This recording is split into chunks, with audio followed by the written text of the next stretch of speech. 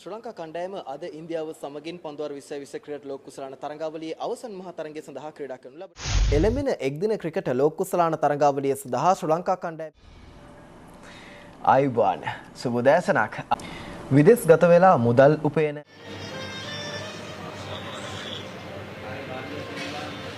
කළ ප්‍රකාශයක් සම්බන්ධයෙන් අද පැවති කැබිනට් මාධ්‍ය නමුත් රජය කිසිවක් උතුරු නැගෙනහිරට කළේ නැහැ කියලා තමයි මෙතෙන්දී චෝදනාව එතුමේ කියනවා ඉඩම් විශේෂ මහාධිකරණයක් පත් කරනවා කියලා ආණ්ඩුව අවස්ථා ගණනාවක ප්‍රකාශ කළා. නමුත් ඒකට බාලගිරි දෝෂය ලැබලා තිනවා.